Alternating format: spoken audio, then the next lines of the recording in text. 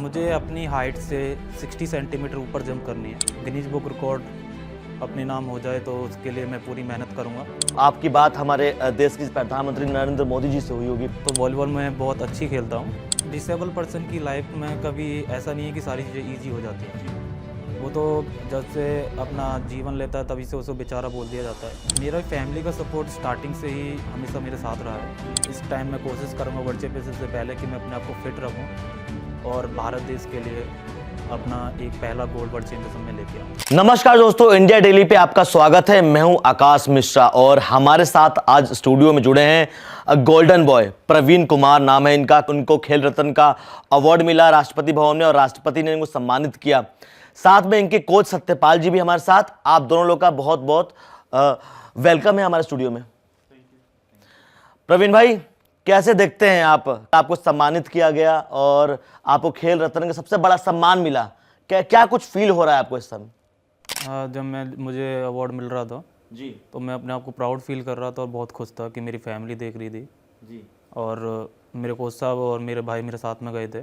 जी तो उनके फेस की जो स्माइल थी वो मेरे लिए मैटर करती है और ये अवार्ड मुझे मोटिवेट कर रहा है कि मैं आने वाले अपकमिंग जो मेरे कॉम्पिटिशन्स हैं उनमें और भी अच्छा करूं और अपने देश के लिए और भी मेडल लेके आऊं।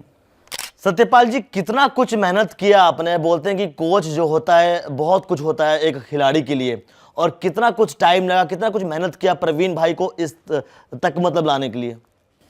देखिए, एक खिलाड़ी को दुनिया में नंबर 1 बनाना बहुत बड़ी बात है और बहुत टाइम लगता है, लेकिन एक पैरा एथलीट को, एक दिव्यांग पर्सन को खिलाड़ी बना के उसको पैरा ओलंपिक्स में मेडल जिताना बहुत मेहनत का काम है और इसमें बहुत सारे लोगों का सहयोग हमें मिला है और हमने मिलके एक साथ काम किया है। उसी का एक नतीजा है जो हम पेरिस ओलंपिक में गोल्ड जीत पाए और कल प्रवीण कुमार को जैसे कि खेल रत्न अवार्ड मिला है। प्रवीण भाई, जब आपने गोल्ड जीता पैराथलीट में वहां पे पेरिस ओलंपिक में, उस समय और जो कल आपको राष्ट्रपति भवन में पुरस्कार मिला, आपको सबसे बड़ा सम्मान मिला खेल रत्न अवार्ड, और वो बस 4 ही खिलाड़ियों को मिला है, तो क्या कुछ आप देखते हैं कि हाँ वहां पे एक अलग सम्मान मिल रहा था और आज पूरे भारत जो वर्ष है, पूरे भारत के लोग गर्व महसूस कर रहे हैं आपको लेकर के? क्या कुछ कहना है जो आने वाले जो पैराथलीट हैं, जो यंगस्टर्स हैं, उनके लिए? हाँ, मैं उन सब के लिए बोलना चाहूँगा जो अभी स्पोर्ट्स स्टार्ट कर रहे हैं कि आप जो भी कोच या जिसकी भी गाइडेंस में रहें उस पर 100% ट्रस्ट करें और कभी भी अपना माइंड ना लगाएं कि मेरा कोच मेरे को इतना वर्कआउट करा रहा है या इतनी मेहनत क्यों करा रहा है क्योंकि सबसे ज़्यादा ज़रूरी है आपका ट्रस्ट आपके कोच के ऊपर। वही आपको आगे लेके जाएगा। बिना क्वेश्चन किए आप वर्क करते रहें, बाकी का फल आपको आपकी मेहनत के हिसाब से मिल जाएगा, उसमें टेंशन ना लें और फाइट करते रहें। विदाउट फाइट आप कोई भी सक्सेस तक नहीं पहुंच सकते हैं और वहाँ पे डिसिप्लिन, फोकस और सेक्रीफाइस लगता है, तो आप उन सब चीज़ों से ना डरें और आगे बढ़ते रहें। प्रवीण भाई, आपने कल एक स्टेटमेंट दिया था जब आपको अवार्ड मिल गया, खेल रत्न मिल गया, उसके बाद आपने बोला, एक स्टेटमेंट दिया कि आपको अपने नाम गिनीज वर्ल्ड बुक रिकॉर्ड में मतलब उसमें लाना है। तो आप कैसे देखते हैं, क्या कुछ करेंगे आप इसके लिए ताकि आपका नाम गिनीज वर्ल्ड बुक में आ जाए?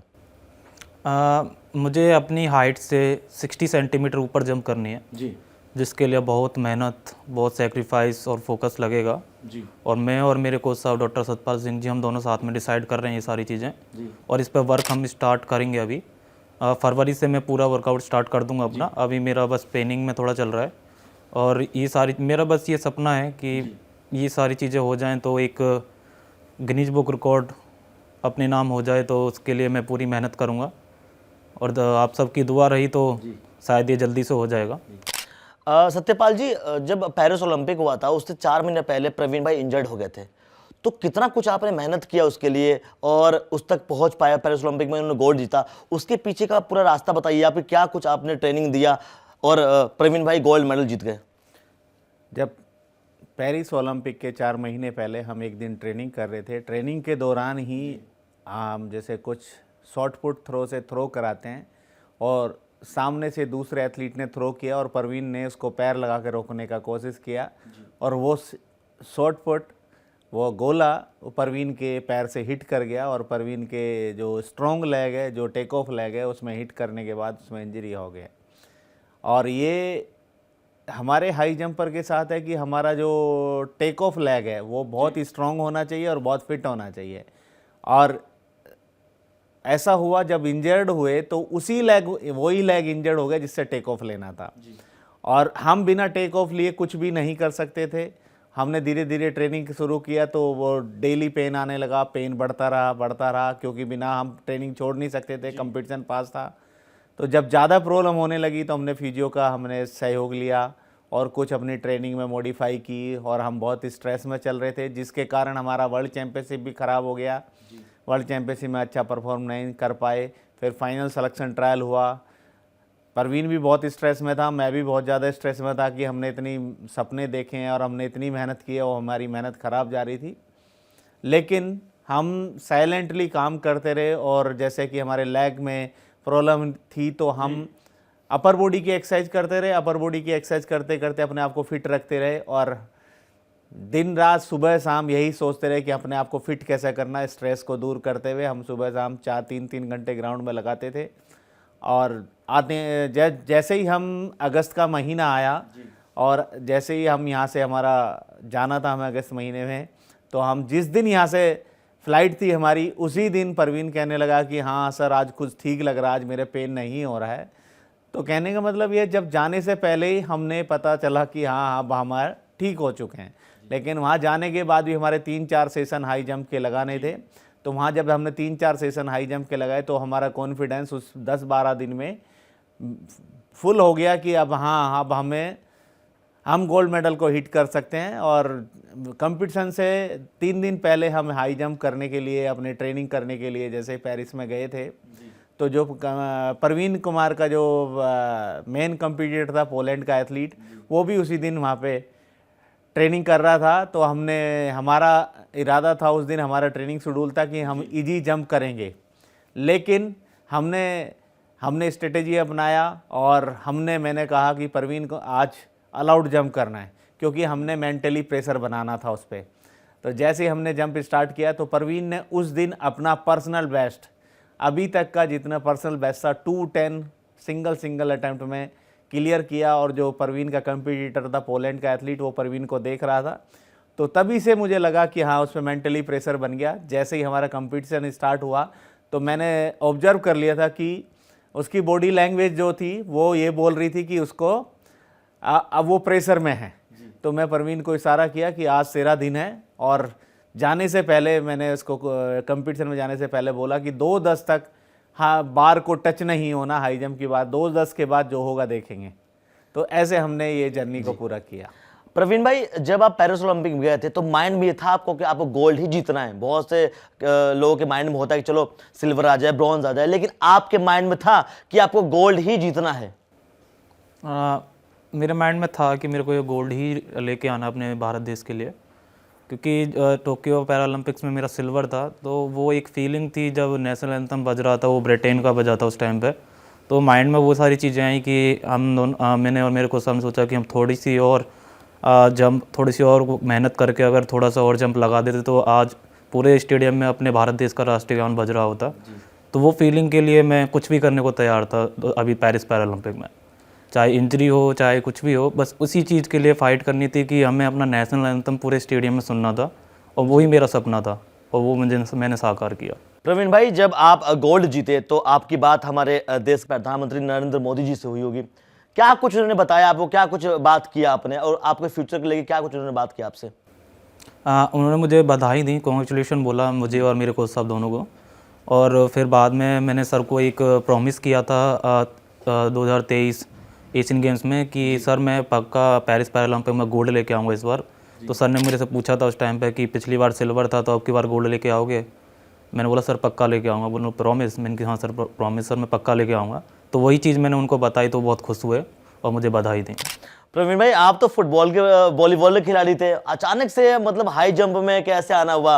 और मैंने आपके कुछ खबरें पढ़ी थी कि आपका इंटरेस्ट था वॉलीबॉल वगैरह में, लेकिन अचानक से आप बोलते हैं ना कि हाई जंप में कैसे कन्वर्ट हो गए? वो तकदीर थी मेरी कि लिखा हुआ था कि मुझे हाई जंप भी करनी है।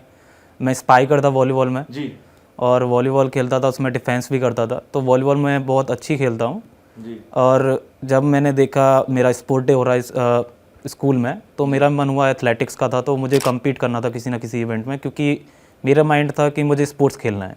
अब चाहे मुझे वो रनिंग में कम्पीट कराते या फिर मैं कम्पीट कराते, मुझे कम्पीट करना था। फिर हमने दोस्तों ने ही अपना देखा कि मैं कौन से इवेंट में फिट बैठूंगा, तो हमने जंप लगा के देखी। तो पहले ही उन्होंने हाई जंप के लिए बोल दिया था कि तू हाई जंप कर सकता है क्योंकि तू स्पाइकर है। तो मैंने जब फर्स्ट टाइम वहाँ पे जंप लगाया तो मेरा पहला गोल्ड था एबल बॉडीज में ही, नॉर्मल पर्सन्स थे वहाँ पे सारे। तो उसके बाद मेरी शुरुआत हुई स्कूल से कि मैंने सोचा कि चलो हाई जंप में अब करके देख लेते हैं। फिर मैं स्टेट खेला, CBSE क्लस्टर, उसमें मेरा गोल्ड रहा। CBSE नेशनल में मेरा गोल्ड रहा।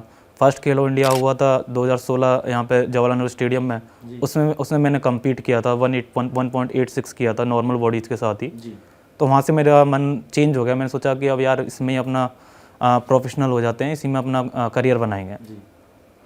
सत्यपाल जी, जो कि आपके कोच हैं, आपको चीज़ें पता हैं, बहुत सारी चीज़ें क्या होती है गवर्नमेंट में, जैसे कि और जो एथलीट होते हैं तो उनको सरकार फैसिलिटीज देती है, क्या पैरा एथलीट को भी सरकार सेम फैसिलिटी दे रही है? हाँ, आज की डेट में अगर मैं बात करूं सरकार की या साई की, मैं पैरा स्पोर्ट्स को लास्ट 20 ईयर से देख रहा हूं, और जो पैरा स्पोर्ट्स फला फूला है, जो पैरा स्पोर्ट्स में 1 मेडल 0 मेडल से आज 29 मेडल आए हैं, वो सब मैंने जर्नी देखी है और मैंने उसके लिए फ़ाइट की है। मैंने गवर्नमेंट के साथ, साई के साथ कोऑर्डिनेशन करके हमने वो इक्वलिटी पे लेके आए हैं, जहां आज की नॉर्मल एथलीट की तरह पैरा एथलीट को भी सेम फैसिलिटी दी जाती हैं, सेम कैश अवार्ड दिया जाता है, सब कुछ सेम दिया जाता है। और मैं उम्मीद करता हूं कि आने वाले टाइम में सब राज्य की सरकार भी, जो हमारी स्टेट की गवर्नमेंट है, वो भी सारे पैरा एथलीट्स को सेम फैसिलिटी देंगी, जिससे कि आने वाले टाइम में हम आने वाले LA ओलंपिक में हमें ज़्यादा से ज़्यादा एथलीट ट्रेन करने के लिए मिल सके और हम LA ओलंपिक में अपने देश का नाम ऊंचा करके ज़्यादा से ज़्यादा मेडल जीत सकें। प्रवीण भाई, 2025 में इस साल भारत में पैरा एथलीट वर्ल्ड चैंपियनशिप होने वाला है, क्या कुछ तैयारी कर रहे हैं आप और क्या कुछ वहाँ पे फतेह लहराना है आपको? मेरे पास वर्ल्ड चैंपियनशिप का अभी तक गोल्ड नहीं है जी, क्योंकि जब मैंने फर्स्ट टाइम वर्ल्ड चैंपियनशिप खेली थी उसमें मेरा 4th था 2019 में, जो मैंने स्टार्ट ही किया था, 1.92 मीटर किया था जी। और उसके बाद जब मैंने 2023 में 2 वर्ल्ड चैंपियनशिप खेली जिसमें मैं इंजर्ड था जी। अब इस टाइम मैं कोशिश करूंगा वर्ल्ड चैंपियनशिप से पहले कि मैं अपने आप को फिट रखूं और भारत देश के लिए अपना एक पहला गोल्ड वर्ल्ड चैंपियनशिप में लेके आऊं। तो उसमें मुझे अपना पर्सनल बेस्ट करना है, 210 लगाना है उसमें, जो कि मेरा कंपटीशन में देखें तो 2.08 है जी। उसे मुझे 210 में बदलना है इसी साल, तो उसके लिए हम मेहनत करेंगे। प्रवीण भाई, फैमिली का कितना सपोर्ट रहा है आपके आगे आने में? क्योंकि देखिए, कोई भी चीज़ होता है या कोई भी अगर एथलीट आगे बढ़ता है तो फैमिली, कोच का बहुत सपोर्ट होता है। कोच ने तो बता दी कि मेरा ये सपोर्ट था, फैमिली का क्या सपोर्ट रहा है आपके आगे बढ़ने को लेकर के? मेरा फैमिली का सपोर्ट स्टार्टिंग से ही हमेशा मेरे साथ रहा है जी। स्टार्टिंग में कभी 1-2 बार प्रॉब्लम्स आई थी कि वो स्पोर्ट्स के लिए डर रहे थे कि ये अगर नहीं कर पाएगा तो लाइफ कैसे कटेगी जी। क्योंकि उस टाइम पे कोई रास्ता नज़र आ नहीं रहा था, स्कूल लाइफ में मैं खेल रहा था, तो वो भी बोल देते थे बीच में कि तू बेटा पढ़ाई कर ले, जॉब देख लेना। लेकिन जैसे उनको दिखने लगा कि सारी चीज़ें ठीक चल रही हैं तो फिर उन्होंने मुझे सपोर्ट करना स्टार्ट कर दिया था। जब मैं सर के पास आया 2019 में, 2018 में, तो तब सर से जब मिले तो वो 100% श्योर हो गए थे कि चलो अब कुछ हो सकता है स्पोर्ट्स में जी। उसके बाद वो होता है ना, स्टार्टिंग में अगर आप किसी गोल की तरफ बढ़ते हो तो आपको सबसे पहले अपनी फैमिली की दुआएं आपके साथ होनी बहुत ज़रूरी है कि वो आपको खुश होकर आपको आगे भेजे कि आप जाओ और अपने सपनों को पूरा करो, तभी आप आगे बढ़ पाओगे। प्रवीण भाई, क्या कुछ तकलीफ़ें आई आपको यहाँ तक पहुँचने में? बहुत से, अगर कोई भी बड़ा खिलाड़ी बनता है तो ऐसा नहीं कि वो बिल्कुल ईजिली बन जाए, बहुत सी चीज़ें, तकलीफ़ें आती है, बीच में रुकाव भी आता है। क्या कुछ ऐसा रहा है आपकी ज़िंदगी में जिससे तकलीफ़ हुई है और बहुत मेहनत करके आप आगे बढ़े? क्या कुछ रुकावट आया है बीच में? देखिए, डिसेबल पर्सन की लाइफ में कभी ऐसा नहीं है कि सारी चीज़ें ईजी हो जाती हैं जी। वो तो जब से अपना जीवन लेता है तभी से उसे बेचारा बोल दिया जाता है जी। और जब वो स्टार्ट करता है अपनी फ़ाइट करने के लिए तभी उसे रोका जाता है कि तू नहीं कर पाएगा। फिर उससे कमेंट्स होते हैं, उसके अलग अलग नाम से उसे पुकारा जाता है, जिससे उसको हर्ट फील होता है क्योंकि उसे सम्मान नहीं मिलता है, समान दिशा से उसे देखा भी नहीं जाता है। और वो जब वो ये सारी चीज़ें सहता है तो वो मेंटली इतना स्ट्रांग हो जाता है कि वो उस सम्मान को पाने के लिए वो कुछ भी कर सकता है। ऐसी चीज़ें मेरे साथ भी हुई, हर्ट फील हुआ, बीच में लोगों ने कमेंट्स किए कि तू नहीं कर सकता है, क्यों कर रहा है, फिर मेरे को उल्टा सीधा भी बोला गया। बट मेरा ये था कि यार जब मुझे स्पोर्ट्स के लिए रोका जा रहा है तो मैं भी स्पोर्ट्स में ही कुछ करूँगा, नहीं तो अपनी खेती बाड़ी कर लूँगा, लेकिन लाइफ में खुश रहूँगा कि मैंने वो किया जो मेरा मन था। तो मैं ऐसे ही आगे बढ़ता गया। एक एक मेरे को सिचुएशन याद है 2019 की, जब मैं जूनियर वर्ल्ड चैम्पियनशिप खेल रहा था। मैं T42 क्लास में वहाँ पे गया था, तो मेरे को वहाँ पे T44 क्लास में कर दिया था हाई जंप की, जो कि सबसे हार्डेस्ट कैटेगरी है हाई जंप की। उसका वर्ल्ड रिकॉर्ड 2.19 मीटर है, और जिस कैटेगरी में खेलने गया था उसका 1.95 था उस टाइम पे। और जब ये सारी चीज़ें मेरे साथ हुई, मुझे याद है उस टाइम पे 2 बज रहे थे दोपहर के, और जब मुझे पता चला, सर ने बताया कि बेटा तेरी T44 हो गई है, तो मेरे में एक आदत है, जब मुझे किसी चीज़ का पता नहीं होता है तो मैं उस चीज़ को नेट पे सर्च करके, गूगल पे सर्च करके उसके बारे में जानने की कोशिश करता हूँ। जब मैंने T44 कैटेगरी के बारे में हाई जंप में रिकॉर्ड देखा, किसका है, पोलैंड का रिकॉर्ड है, 2.19 मीटर है, उसने 2016 में बनाया था। तो जब ये चीज़ें मेरे को मिली, मैंने सोचा यार मेरे को कम से कम 30-35 सेंटीमीटर बढ़ाना है, तो यार ये तो हो नहीं पाएगा। तो मैं उस टाइम पर टूट चुका था। मैं गया शाम को अपना रूम पे गया, तो रूम पे जाने के बाद मैं अपना एक विंडो थी मेरे सामने, उसके सामने एक गार्डन था, तो मैं नाइट में ऐसे ही बैठा रहा उसी खिड़की पे, और सुबह 5 बजे तक मैं सोया नहीं, रात भर आंसू निकलते रहे। सुबह को मेरे कोच साहब की कॉल आई कि बेटा तू आ जा, हम वार्म अप पे चलते हैं। तो उनको पता था कि मेरे साथ क्या कंडीशन चल रही है। जब उन्होंने मुझे ऐसे बोला कि तू आ जा, तो मैं बिना मुंह हाथ धोए अपना आ गया ऐसे ही। तो उन्होंने देखा मेरी आंखों के नीचे काला काला जमा पड़ा थोड़ा, कि रात भर सोया नहीं है। तो उन्होंने मेरे को कुछ नहीं बोला कि तू बेटा क्या कर रहा था, रात भर परेशान था, क्या था तू। फिर उसके बाद उन्होंने बोला कि बेटा एक काम कर, तू अपना ट्रेनिंग स्टार्ट करते हैं, T44 कैटेगरी जो क्लास है उसमें अपना आगे बढ़ते हैं, अपना ट्रेनिंग शेड्यूल करेंगे, चीज़ों को प्लानिंग्स के साथ लेके चलेंगे और सारी चीज़ें सॉर्ट आउट हो जाएंगी।